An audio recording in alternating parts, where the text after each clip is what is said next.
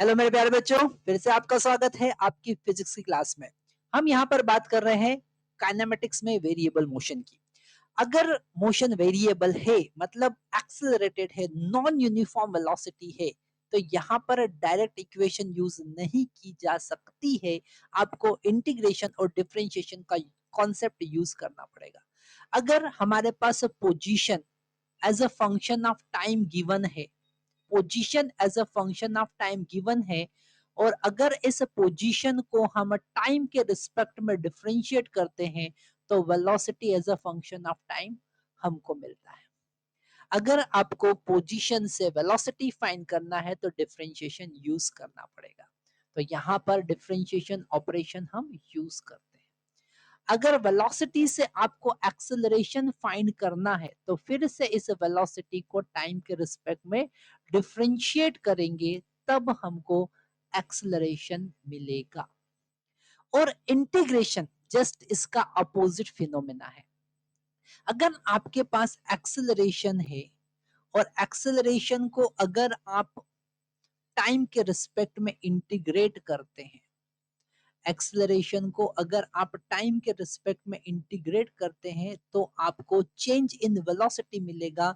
t1 से t2 तक acceleration को अगर इंटीग्रेट करते हैं तो t1 से t2 तक वेलोसिटी में चेंज कितना है वो आपको पता चलेगा। तो इंटीग्रेशन जस्ट उसका अपोजिट है। वेलोसिटी को डिफरेंशिएट करते हैं तो एक्सेलरेशन, एक्सेलरेशन को इंटीग्रेट करते हैं तो वेलोसिटी।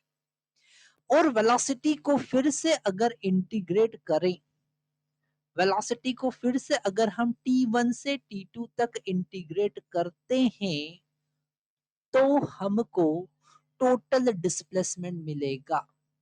टोटल डिस्प्लेसमेंट मिलेगा। अब यहाँ पर क्वेश्चन ये आ सकता है कि सर एक्सेलरेशन से हम वेलोसिटी कैसे फाइंड करेंगे? तो आपको इनिशियल वेलोसिटी पता होना चाहिए, t1 पे पता होना चाहिए, और फाइनल t2 की जगह आप कोई भी टाइम t पुट कर सकते हैं तो velocity as a function of time आपको मिलेगा, क्योंकि आप वहां पर अपर लिमिट t पुट कर रहे हैं, लोअर लिमिट तो इनिशियल जो भी गिवन है वो हो जाएगा। सेम एज इट इज, अगर आपको displacement as a function of time find करना है तो इनिशियल डिस्प्लेसमेंट, इनिशियल टाइम पर वेलोसिटी क्या थी या इनिशियल टाइम पर ये जो लिमिट है वो आपको पुट करना है, और फिर टी की जगह आपको t2 की जगह टी पुट कर देना है, तो आपके पास में position as a function of time मिल जाएगा। तो ये जो बेसिक चीजें हैं वो आपको पता होना चाहिए, और आज हम इसी की बात कर रहे हैं कि आप इंटीग्रेशन डिफरेंशिएशन का कॉन्सेप्ट कैसे यूज करेंगे। हमारे पास क्वेश्चन है, particle is moving in straight line such that its displacement at time t given by s is equal to 4t cube plus 3t square, find the acceleration and velocity in terms of t। ठीक है, तो हमारे पास position क्या given है? हमारे पास position s equal to 4t 4t cube 4t cube plus 3t square given है। ओके, इसे हम डिफरेंशिएट करेंगे तो हमको वेलोसिटी मिलेगा। यहाँ पर ds by d t is equal to, तो इसे हम डिफरेंशिएट करेंगे तो velocity v is equal to d by d t of this s, that is 4t cube plus 3t square. Okay, तो यहाँ पर इसका आगे मल्टीप्लाई होगा। हमको पता है x raise to power n का डिफरेंशिएशन क्या होता है, that is n x raise to power n minus 1। Okay, तो पावर आगे हो जाएगी 4 as it is 3t square, और पावर में एक कम हो जाएगा तो 3 की जगह 2 हो जाएगा, प्लस ये 3 एज इट इज, और t स्क्वायर का इंटीग्रेशन 2t होगा। तो हमको यहाँ पर मिलेगा 12t square plus 6t, and this is the velocity. तो यहाँ पर उन्होंने कहा था velocity as a function of time बताओ, तो that is the function of time. Okay, अब एक्सेलरेशन फाइंड करना है तो इस वेलोसिटी को फिर से डिफरेंशिएट करेंगे। ठीक है, तो d by d t of 12t square plus 6t, तो यहाँ पर 12 as it is t square का डिफरेंशिएशन 2t होगा, और 6 एज इट इज t का डिफरेंशिएशन 1 होगा, तो हमको मिलेगा 24t plus 6, that is our answer, that is our answer. तो यहाँ पर ये एक्सेलरेशन आया a, इसको हम लिख सकते हैं a, that is function of time. ठीक है, और वही हमारा क्वेश्चन था। क्वेश्चन में उन्होंने पूछा था कि find the velocity and acceleration as a function of time.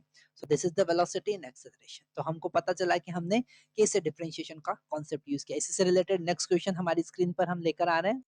तो मेरे प्यारे बच्चों, नेक्स्ट क्वेश्चन हमारे पास में है, a particle move along a straight line with its displacement s is equal to alpha t cube plus beta t square plus gamma। Okay, time यहाँ पर t है, अल्फा बीटा गामा जो है वो कांस्टेंट है, हमको इनिशियल वेलोसिटी फाइंड करना है और velocity at t equal to 2 भी फाइंड करना है। तो इनिशियल वेलोसिटी कैसे फाइंड करेंगे? पहले हम इक्वेशन लिखते हैं। हमारे पास position s is equal to alpha T cube plus beta T square plus gamma T given है। ओके, सॉरी, गामा टी नहीं है, केवल गामा है। अब अगर हम इसे डिफरेंशिएट करेंगे तो हमको मिलेगा वेलोसिटी, और यहां पर alpha as it is t square का डिफरेंशिएशन 3t स्क्वायर होगा।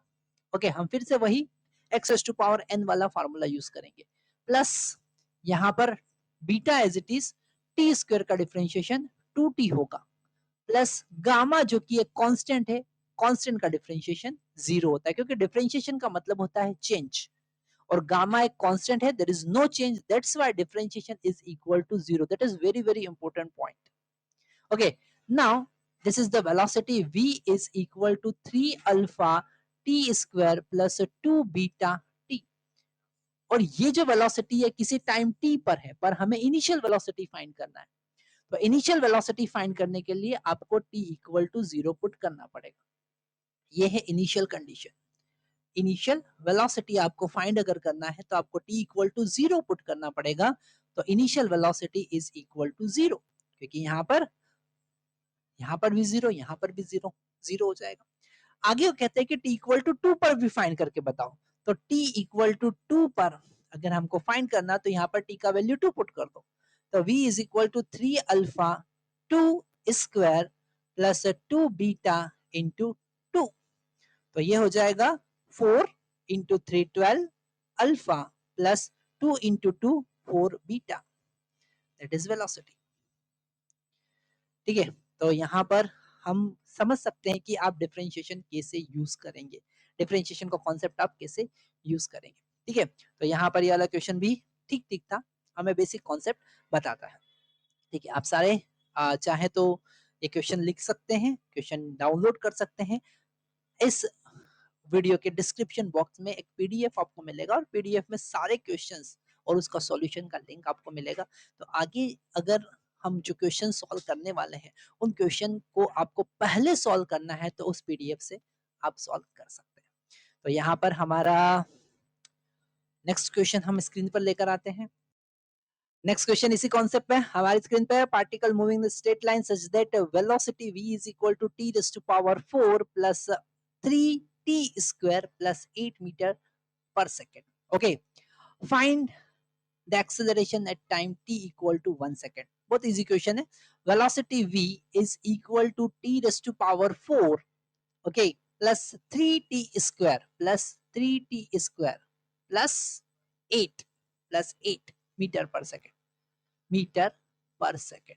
ओके, एक्सेलरेशन फाइंड करने के लिए इसे डिफरेंशिएट करेंगे। t रेज़ टू पावर 4 का differentiation 4t rays to power 3 होगा, पावर आगे आ जाएगा और कम हो जाएगा 1 से, और यहाँ पर 3 as it is, t square का डिफरेंशिएशन 2t प्लस 8, तो कांस्टेंट है, उसका डिफरेंशिएशन कितना होगा 0, तो यहाँ पर 0 लिख दिया। Acceleration a is equal to आया 4t क्यूब प्लस 6t। अब उनका कहना है कि t इक्वल टू 1 पर एक्सेलरेशन क्या है, क्वेश्चन मार्क। तो एक्सेलरेशन फाइंड करने के लिए यहाँ पर t का वैल्यू 1 पुट कर देंगे।